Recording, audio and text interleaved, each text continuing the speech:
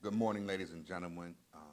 My name is Marcus Muhammad, Mayor of the City of Benton Harbor, Michigan, and we are here today for a press conference to give you an update on the pending local government shutdown.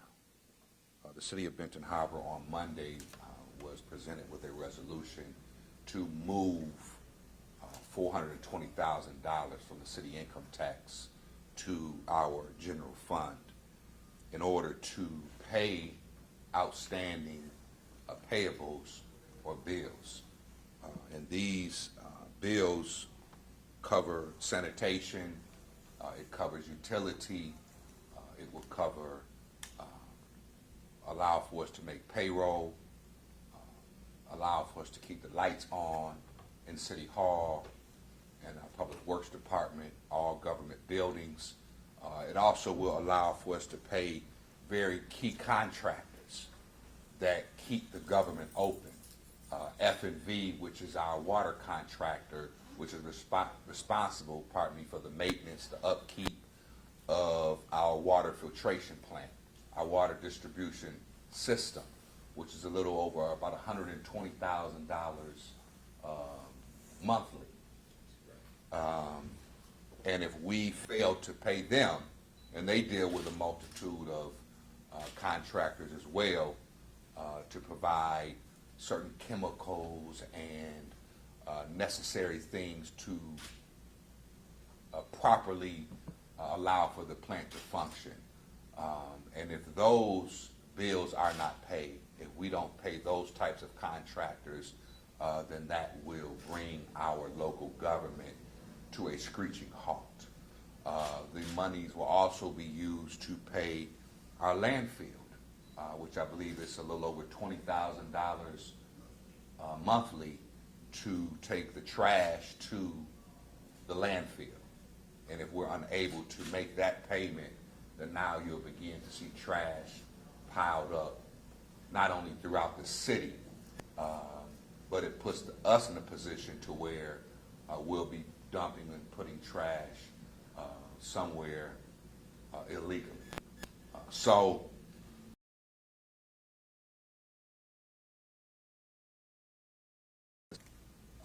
in state shared revenue. But in the most recent state budget, that number went down again.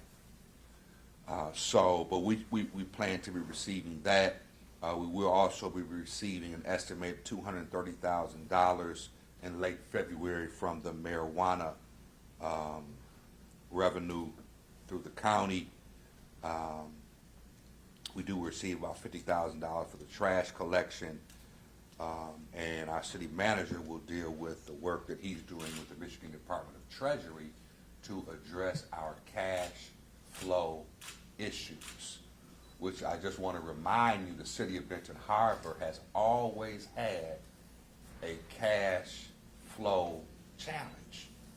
I recently spoke with former Mayor Hightower, my predecessor, and he was saying how he disagreed with the city income tax when we first introduced it in 2013. He said because there was no plan. And at that time, we were in the clutches of emergency management. But he said if we would have had the income tax monies then the emergency never would have been triggered February 26, 2010 by Governor Jennifer Granholm. Because at that time, which is February now, where we've always had the same issue. Fast forward or rewind, we, in 2013, the city of Benton Harbor received a $2.3 million loan, emergency loan, from the state of Michigan. And we received that loan as the emergency manager was exiting. But guess what the monies were used for? To pay vendors. The first emergency manager, when he left, there was only $3,000 in the general fund. And when the second one left, we had to receive a $2.3 million emergency loan in order to address the bills.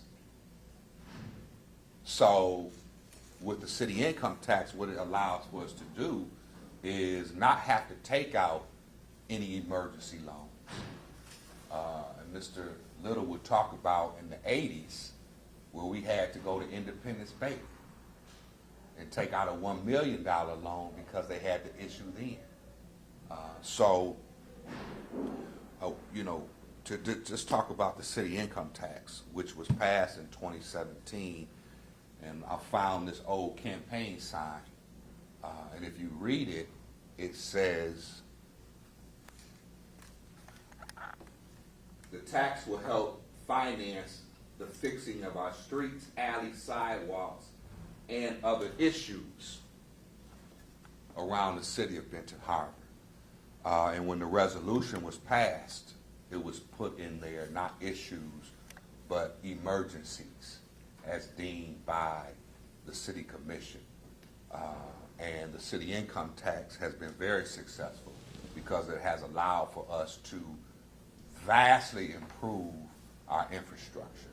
And anybody that rides around the city of Benton Harbor, you can see that our infrastructure has improved significantly within the last 10 years. Lastly, I'll just say that of all these city income tax communities or cities, the city of Benton Harbor is the only one that earmarked the funds, where there was a restriction placed and a separate account placed. But the other communities, this is common practice. The city of Grand Rapids, over 70% of their general fund is made up of their city income tax. And the bills that we're paying today by or under the guise of emergency is common and standard and best practice for other communities. So there is no vote. There is no having to move the money because the money is already placed in the general fund to address the very issues that we're addressing today. So I want to thank everyone for coming. I will also say that tonight a special meeting was called by Commissioner Deidre Fields, who's present, as well as Mayor Pro Tem Shaquille Turner, to take up the issue of approving the $420,000 to address the pending local government shutdown. I do want to recognize Commissioner Santana Warren of the 2nd Ward, Commissioner Sharon Henderson of the 1st Ward. But I, unfortunately or fortunately, will not be at the meeting tonight. I do have a meeting with Governor Gretchen Whitmer at the governor's residence from 4:30 to 5:30.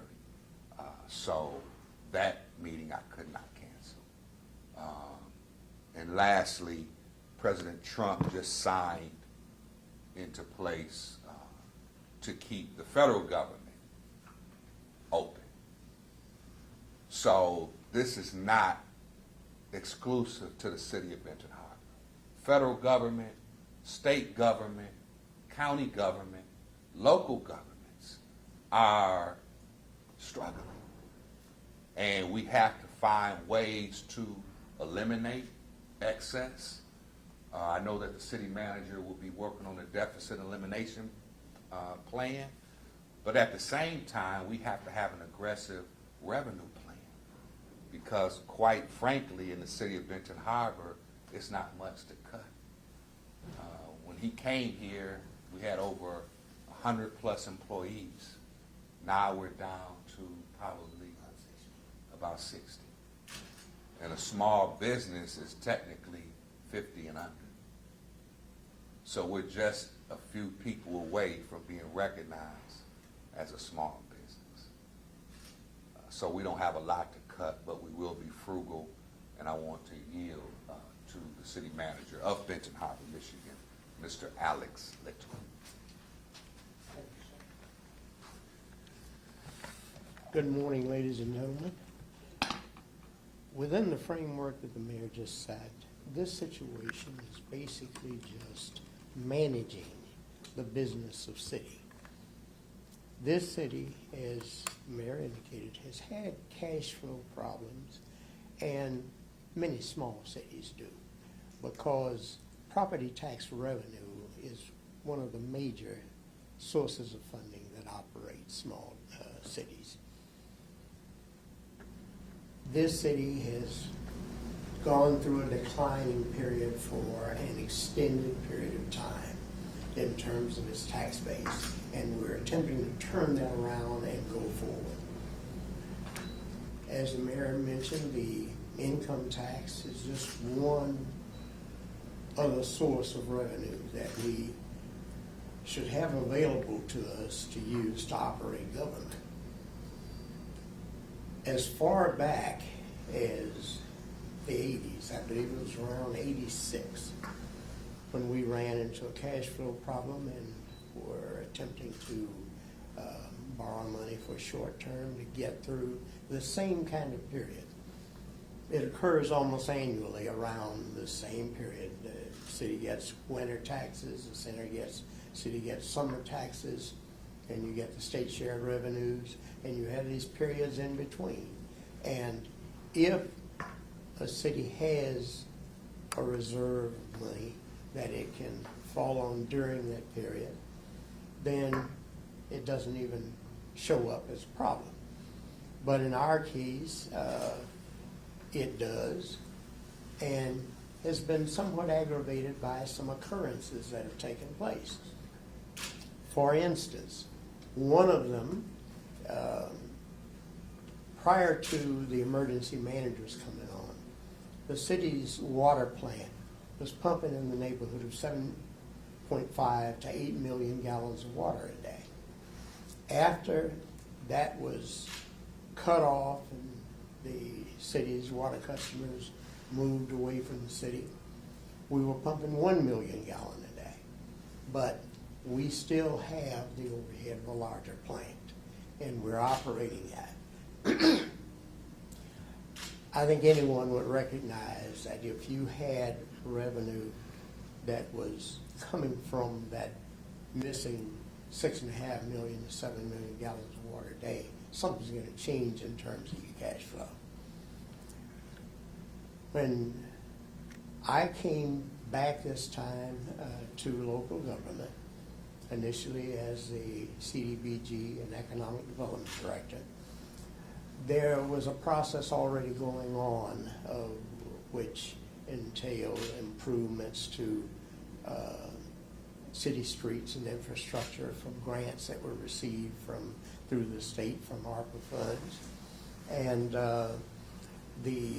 shortly after, the city had the good fortune to get a $10 million American Rescue Fund grant that helped to smooth things out, and also I believe it kind of gave a false sense of security, because, as I've heard said, we didn't have to go and borrow money from income tax before. Well, naturally you don't have to if you got $10 million sitting in the bank. But as that money was used, as the mayor mentioned, $5 million plus of it to address these cash shortfalls and so forth, that both were from COVID as well as the normal. That money drew down, and when that last of that money was used and gone, we were back to reality. And that reality involves the normal operations where you get winter taxes, you get state share revenues, you get summer taxes, and you have these ups and downs. And that's basically what we're dealing with. The U.S. government operates on income tax. State government operates, in large part, a lot of it on income tax. There's nothing abnormal about that.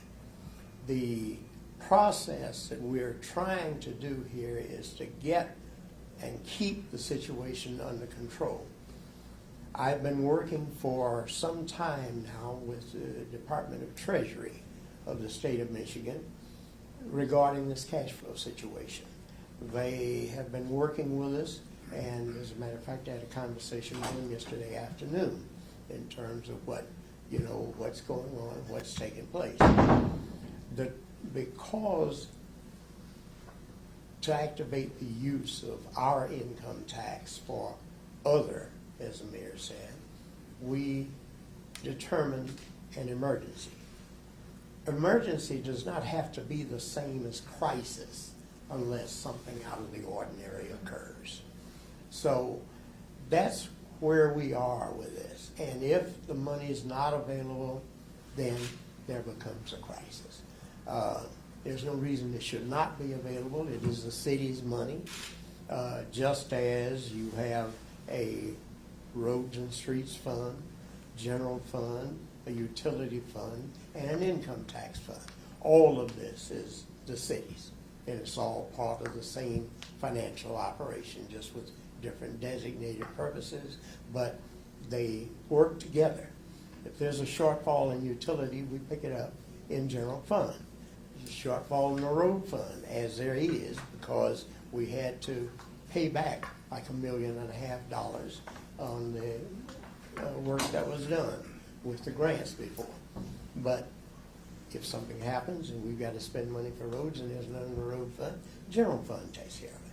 So basically, this is how we're moving forward here. It's going to take, because of a number of these occurrences, as I mentioned, there was a situation in terms of loss of water customers. We've been working with Eagle now for the last several years on areas of concern that they had in terms of improving our water operations. Some of these have required us to spend money to do things like backup operations and so forth that were not budgeted or planned for, yet they needed to be done, and we did them. It came out of the general fund. It was not money that was budgeted, but we still had to pay it out of general fund. That affected our cash flow. Same thing happened with the legal cost associated with the water suit. When I did the budget for last year, at that point, it was my understanding that the courts had dismissed the city from one of those significant lawsuits. We didn't plan on having to now defend that, but somewhere in between in that year, the appellate court or someone overturned that, and suddenly we were back in the fray with legal fees coming for doing depositions and witnesses and whatnot and so forth. It was unbudgeted. It affected our cash flow. We had to pay those bills.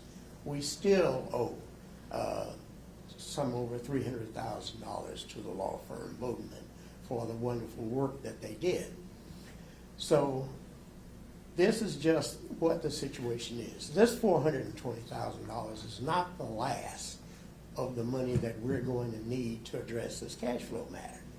We're going to have a cash flow problem through September, October, and we'll be having to use additional cash from other sources to try and help get through this.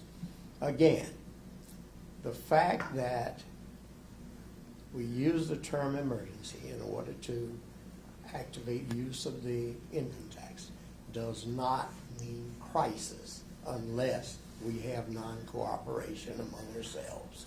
All we have to do is follow the guidance that we get. I'm working closely, as I said, with Treasury to help make sure that we're doing this stuff and doing it right. And with that. So our last speaker will be, before our questions, will be Attorney Sarah Seneca, who will speak to the legality of what's being done. I've heard some people say, oh, they commission, what are they doing? You know, this is illegal. And, you know, she'll just address that we're not robbing Tina to pay Tiffany. No pun intended.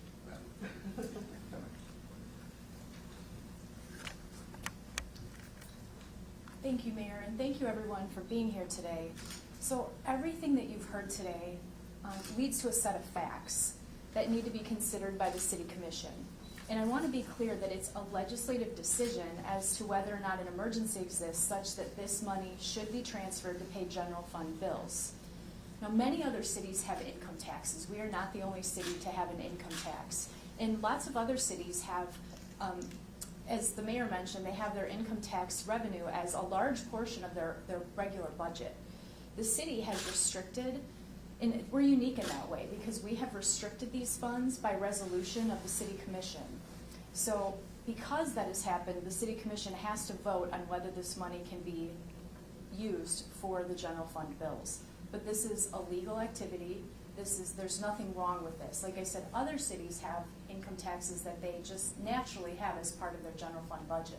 So I'm thankful that that several of our commissioners called a special meeting tonight. I would like to thank them for doing that. Commissioner Fields, I see you here. I know our Mayor Pro Tem was part of calling that special meeting. So this is just part of the legislative process. I really want to emphasize that. This is what city commissions do.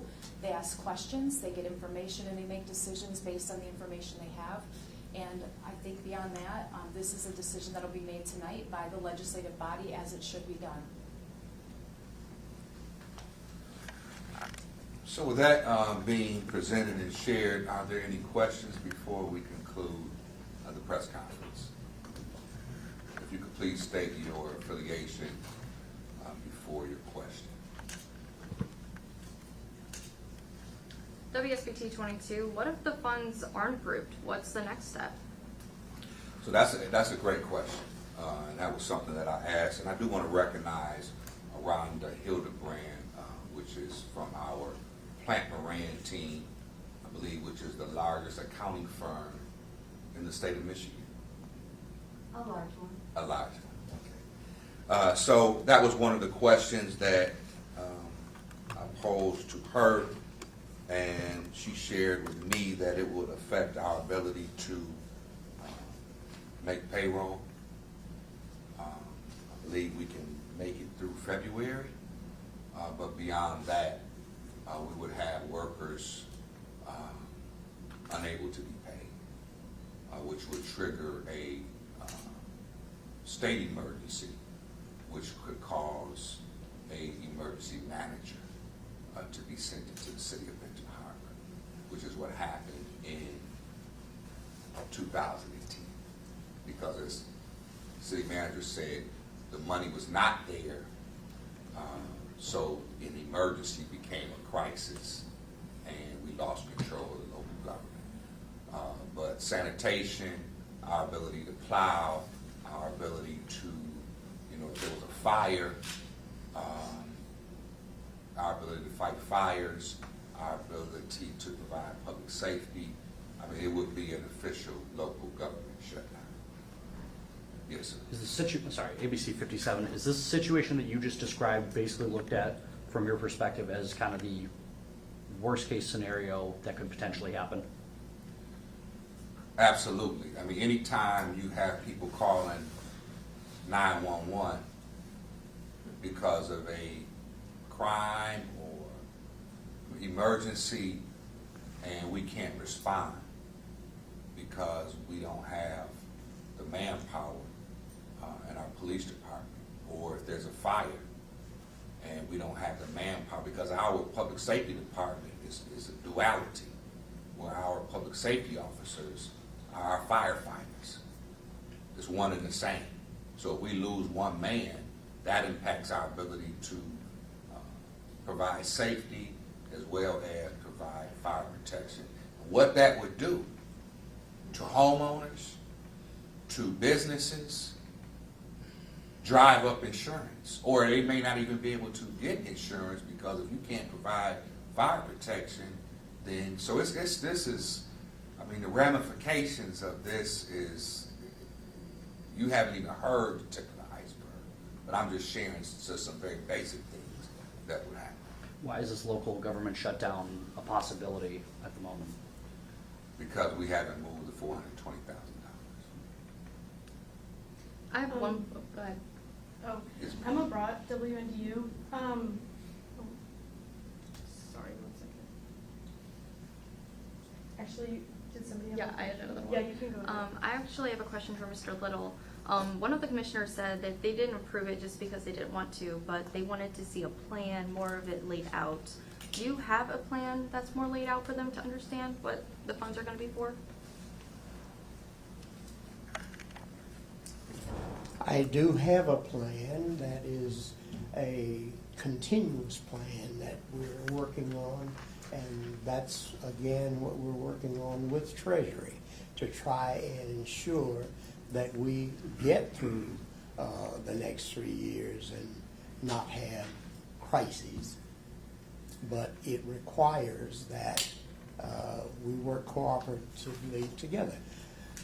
Within just a 3 or 4 week period, no one's going to fully understand all the detail of that. In fact, I anticipate in the next few weeks, Treasury would, I'm going to ask them to come down to work and share with commissioners what they're doing and how we're doing, and their awareness of what's happening and how they're trying to help us. So, just to add, there was a itemized list provided to city commissioners by request. But also, as the manager mentioned, we're blessed to have a very active and inquisitive group of new commissioners who want to provide fiscal responsibility, accountability at every level. So hopefully what was requested was provided, so a decision can be made tonight. I'm going to come back. Oh. Are you ready? Yeah, just to clarify, when was the general fund approved for this previous year? So the fiscal year runs from July 1 to, so we're still in the same budget cycle. So I know you addressed some of the legal fees, but how did we get to $420,000 of funds that you guys need help paying for? How did that happen just in the span of a few months? So our accounting department, like I said, there's over $1 million in payables. But what our accounting department did was pulled out the most pertinent and the most time sensitive, is a better word, that needs to be paid like immediately. You know, like the utilities. If you don't pay AEP, you're going to be shut off at 10 a.m. So, or our gas. You know, so these bills need to be paid. F&V, you know, we're providing water to Benton Township at this time. So if our water department is shut down, then not only does it affect our residents, but it also affects others. So,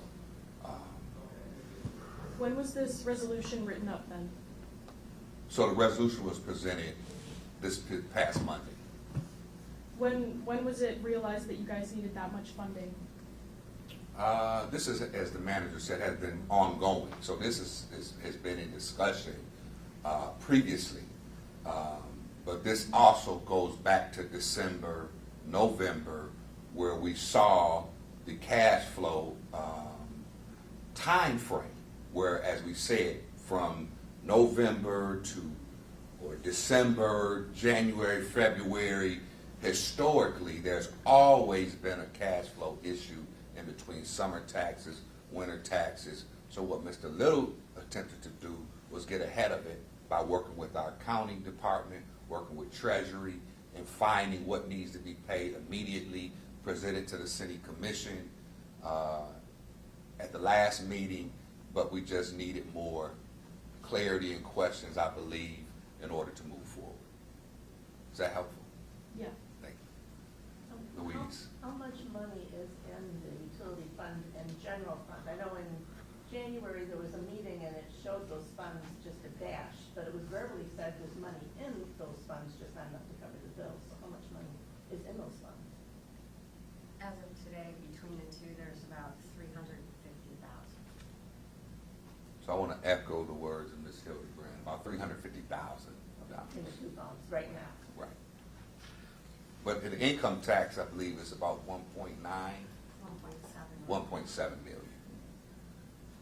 And the unique thing about the income tax, in some cases, people pay more in income tax than they pay in property tax.